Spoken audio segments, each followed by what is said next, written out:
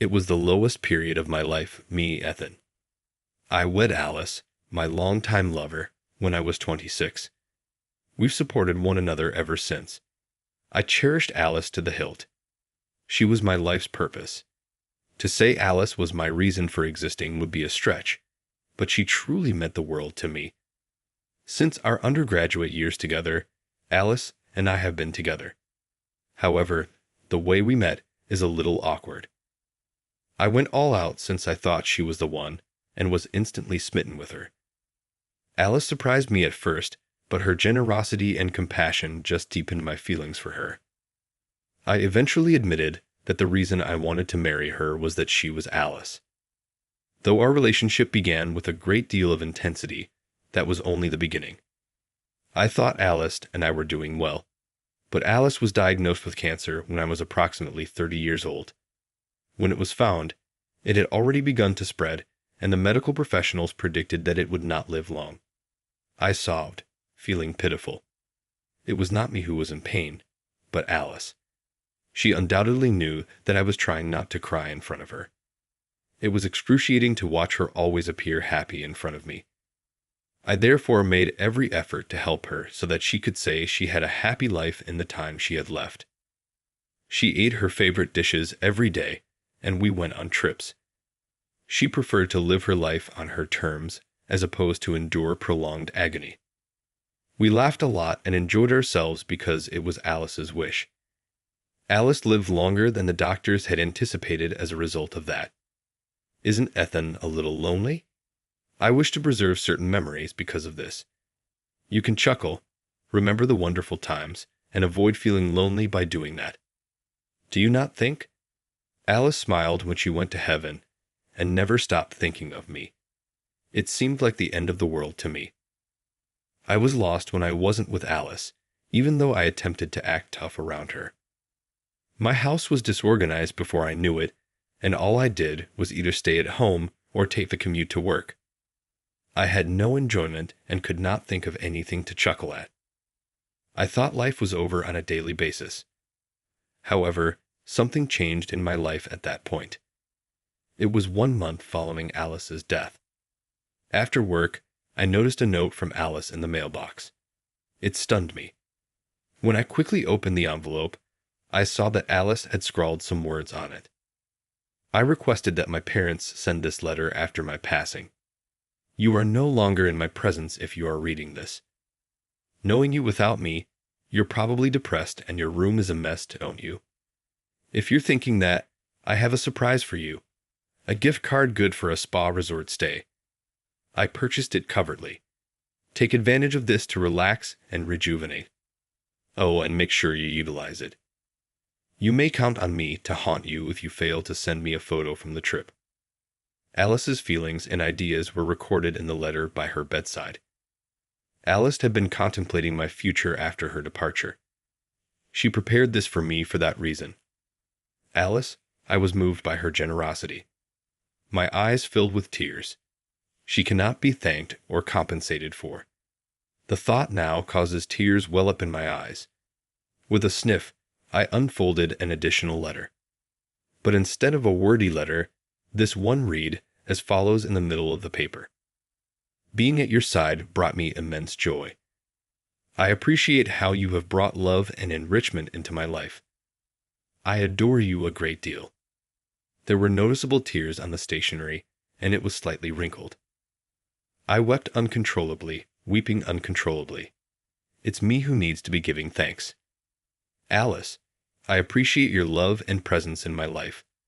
I hope to see you once more. I looked out at the beautiful alpine scenery as the bus bounced me gently. I took today off to go on the trip that Alice gave me as a gift. To be honest, I wasn't all that excited, but Alice was anticipating the photos. As the bus transported me, I thought of Alice and how much she enjoyed the outdoors. She loved to travel, especially to regions with lots of natural beauty. She threw caution to the wind and declared that she still wanted to have a woodland bathe. I didn't often visit natural areas like mountains or rivers. All I can say is that I may have gone on field excursions for school. I used to wonder why gazing at trees was so enjoyable. However, after spending time in nature and with Alice, I was moved by the abundance and beauty of the planet. You won't find a vista like that in the city. There's an escape from reality, and before I knew it, I started to value the natural world. While brown and green hues make up the majority of the scenery from the bus, there are moments when rivers and camping areas are visible. In relation to that, Alice and I frequently went camping. Gathering the necessary equipment and all was a bit of a problem when she initially suggested camping, but it was enjoyable. Trying to start a fire, preparing the BBQ, getting too worked up about little things, and sharing laughs with one another. I shed silent tears as I saw the undulating forest scenery, recalling Alice. A deep and pervasive despair is piercing my heart. It is excruciatingly painful. I sobbed in silence. Please allow me to cry. I'm not resilient enough to bounce back that rapidly. Pardon me, are you all right? The woman seated across the aisle from me stretched out in worry, but I was just silently crying. I'm sorry. I'm fine, really. I attempted to acknowledge with a nod, but I was immobile. The woman in front of me was incredibly gorgeous. I was looking shocked, and the long-haired woman tilted her head and said, is there something on my face? Sorry, you just remind me of someone I know, I hurriedly said, snapping back to reality and wiping away my tears. I was taken aback by more than simply her attractiveness. She was obviously quite beautiful, but I also had a vague impression that we had met someplace in the past, but I couldn't place it. What location was it? Oh no, I can't recall. The woman laughed and gave me a little dissatisfied look while I was lost in contemplation. Ha, figures, right. Then she muttered something to herself that I was unable to understand. Did I say something odd? I tried to change the subject out of instinct after noticing her rather dejected profile. I appreciate you speaking with me.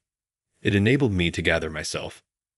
She seemed to be traveling alone, and I knew that if I kept thinking about Alice, I would ruin the trip she had arranged for me. Perhaps that's why I made an effort to strike up a discussion. She smiled gently in response, though she still appeared astonished. I just felt it was unfortunate that a face that attractive could look so depressed. Are you going anywhere by yourself? The woman identified herself as Mir and said she was doing business at the same hotel. She said, she must have been a wonderful woman, as I introduced myself and said the trip was a gift from my late wife. Grieving over the loss of someone like her is only natural. She struck me as a genuinely good-hearted individual who had a genuine ability to relate to others. There is still some time before the bus comes. Could you please tell me a few things about your wife? What? I apologize if this is too painful. It is not necessary for you to. I've really never truly experienced the tenderness of a family because I was raised in an institution and have never been married. Mir gave me a slightly envious look. She seemed a little younger than me, but she exuded a certain innocent youth. Her remarks made me wonder if she had experienced a lack of affection as a child. They were so heavy and depressing. If you're okay hearing my story, I've got plenty. I then started telling Alice about my happy memories. It seems like you two were quite intimate, Mir said, grinning broadly. She listened to my narrative through to the very end, and it felt good to share my recollections with someone again, as it had been a long time. I haven't actually talked to many people since Alice died away. I've been keeping to myself. However, it was precisely because of that I was having trouble remembering where I had previously encountered Mir. I hoped that as I spoke, I would remember, but regrettably, I was unable to. My face must have reflected how uncomfortable I was. It felt like a fishbone caught in my throat. Perplexed, Mir inquired, "Is everything okay? You appear to be thinking deeply." I smiled at her.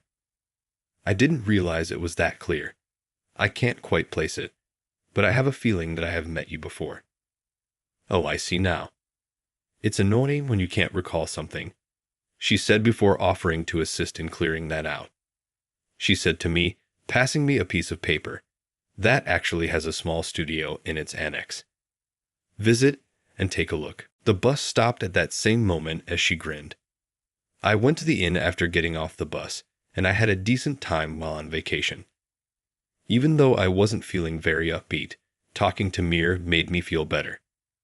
I felt a little better when I thought of having a narrative to tell Alice, and I was interested in the studio Mir had described. Despite being an inn, this location seems to host concerts on a regular basis. Although I initially didn't understand why an inn would include a studio, the musical events helped it make sense. Mir had said that I would see why I was feeling uneasy if I went to the studio. I suppose I had to investigate. I went to the studio after taking use of the hot springs. I looked up to saw Mir, dressed in a dress, strumming a guitar. Something about her reminded me of a recollection. During the time Alice was still living with us, our dates would frequently take us to amusement parks. Since camping was a bit pricey for us, we typically went to the movies or the park instead. Alice stated, "Look over there," on one of those days. They have an event scheduled. At a little amusement park, there was a show on stage. There was barely anyone in sight as a lone woman with a guitar stood on the enormous stage. Given that it was a weekday, the attendance was expected. She started to play the guitar and sing, not allowing such things affect her. She had a very lovely and clear voice. More and more people gathered around as the music continued. Alice was also moved to tears. "She is incredible." She said something like, "I'd love to hear her play again." Oh, I see now. That day, Mir was the entertainer. I hardly remember her face because it was so long ago, but I will never forget the sound of her voice and the guitar. As Mir stated, I felt a lot better, and the knot in my throat relaxed. Her performance gave me a much-needed boost of energy. As it happens, Alice and I had just begun dating when we heard Mir's performance. Memories of those early days, both sweet and terrible, flitted back. It was like receiving a gift from Alice to meet Mir here today. Alice had a wonderful way of surprising people from a distance. Regards, Alice. Strangely, I don't feel pain when I listen to Mir's song and think back on Alice. For the first time in a long time, Mir's song appeared to wash away my sorrow and enable me to speak openly about my memories of Alice. There was a chance for spectators to shake hands with her after the show. She appeared to have a sizable following, each one beaming with enthusiasm at the prospect of getting to know her. In my case, I placed a thank you note in a fan mailbox since I lacked the bravery to participate in the handshake session. It said, "Thanks to you, I remembered so many memories with my wife." However, I haven't seen her again since then. I guess that's only natural. After all, she has her fans. I'm not the type to approach her casually. I had that thought. There was little chance of me running into her, because I was traveling alone and the inn was somewhat large. It's unlikely that I'll see her again. Meeting someone by chance is usually an uncommon occurrence. Once-in-a-lifetime experiences, if you will. That's what makes a journey truly charming. Surprisingly, though, I never would have thought that we would go on a blind date. I was astounded as well. It was on a blind date, 2 years later, when I finally ran across Maya. I didn't recognize her at first since she had cropped her long hair for a photo taken on a blind date. I should mention that my friend essentially compelled me to go on the blind date. Instead, I came here under false pretenses.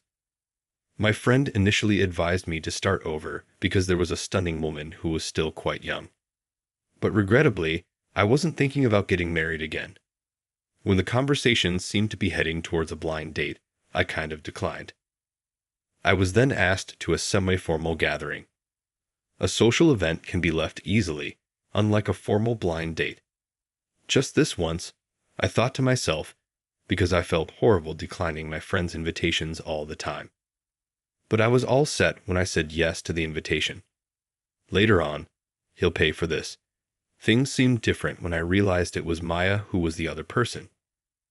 I really wanted to talk to her for a little while. I thought, Maya, you're famous.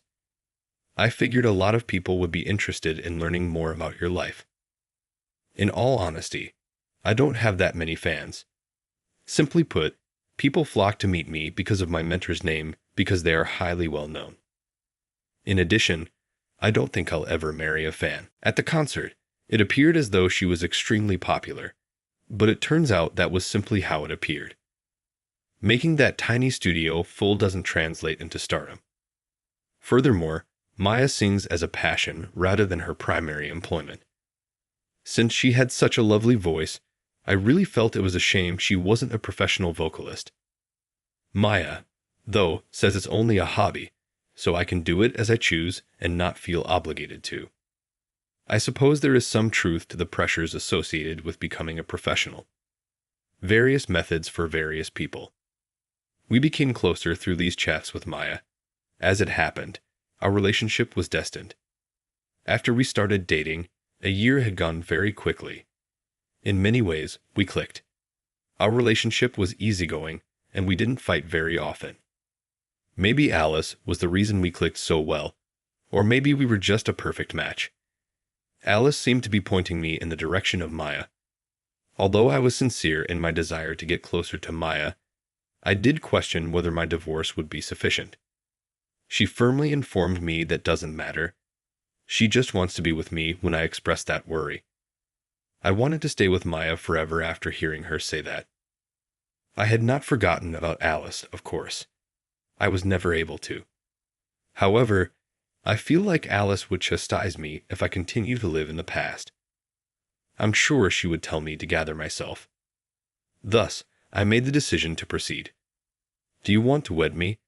I knelt in front of Maya and proposed marriage for the second time in my life, giving her a tiny ring and flowers.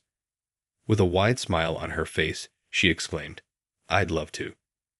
She was overcome with emotion when she took the ring. I would never want to feel that level of sadness ever again. Since Maya was aware of Alice's and my past, we both have routine examinations. After all, the likelihood of recovery is increased by early detection. Maya asked that we not have a wedding ceremony. The memory of your wedding with Alice is priceless. It's not anything I would want to change. She was quite thoughtful. But as every girl imagines herself in a wedding, I surprised her with a picture shoot and wedding gown as a tiny gesture. She exclaimed, "This will be a memory to cherish forever," with pure excitement. Maya appeared genuinely delighted when I saw her wearing that clothing and smiling brightly. My heart was full just looking at her. "Hey Alice, would you be upset with me if I told you I got married again?" "No. Knowing you, you would probably haunt my dreams, scolding me to never make your wife cry if I ever made her cry." Alice has some sort of connection to the tie between Maya and me. I will always treasure our friendship. So, things are good now. I apologize for worrying you so much. Alice was the reason I was able to go on. I want to give Maya all I was unable to give Alice. That would, I think, be my way of giving back to Alice and Maya.